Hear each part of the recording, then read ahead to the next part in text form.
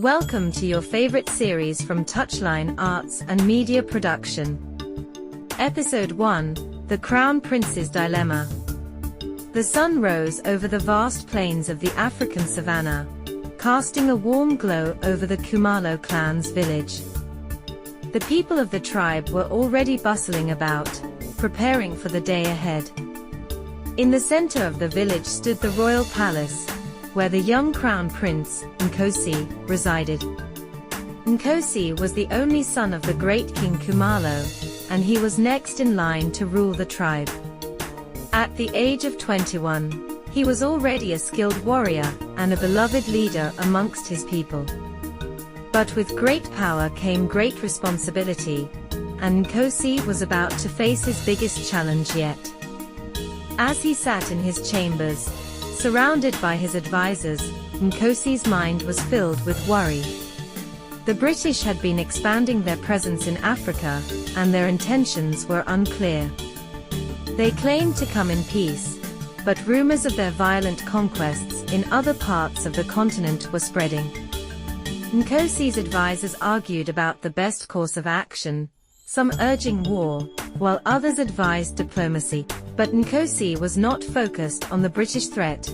His thoughts were consumed by a more personal dilemma. He had recently met a young woman named Zoe, who had captured his heart with her beauty, intelligence, and strength. She was the daughter of a neighboring tribe's chief, and their love had blossomed quickly. However, their tribes had a long-standing rivalry, and their love was forbidden. Int'l's father, the king, had arranged for him to marry a princess from a distant tribe, as was the tradition. But Int'l could not bear the thought of being forced into a loveless marriage while his heart belonged to Zoe.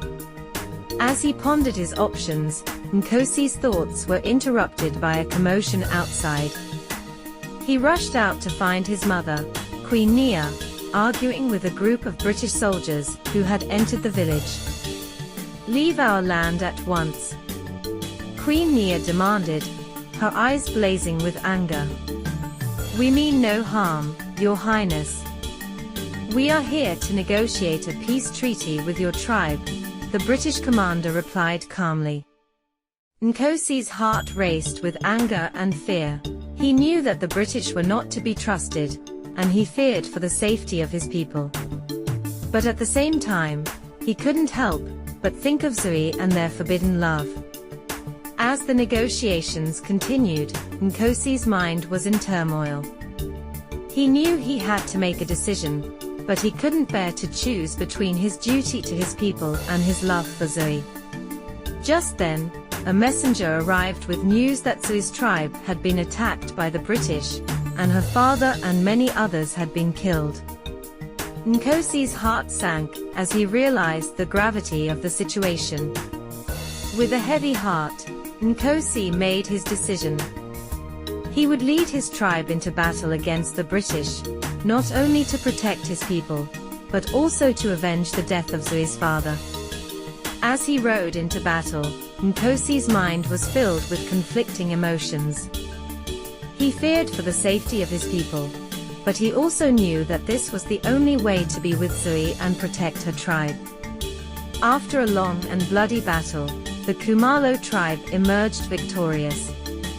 As Int'l stood on the battlefield, covered in blood and sweat, he saw Zoe running towards him.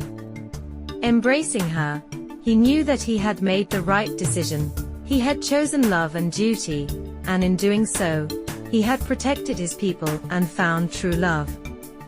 As they returned to the village, Int'l was hailed as a hero. The British forces had been defeated, and peace had been restored to the land. And as Int'l and Zoe stood hand in hand, looking out over their people, they knew that together, they could face any challenges that lay ahead. Little did they know, this was only the beginning of their journey together, and there would be many more trials and tribulations to come. But for now, they were content in each other's arms, knowing that they had overcome the Crown Prince's dilemma, and emerged stronger, and more united than ever before. Join us in episode 2. Thank you for listening. Do not forget to subscribe and share this episode.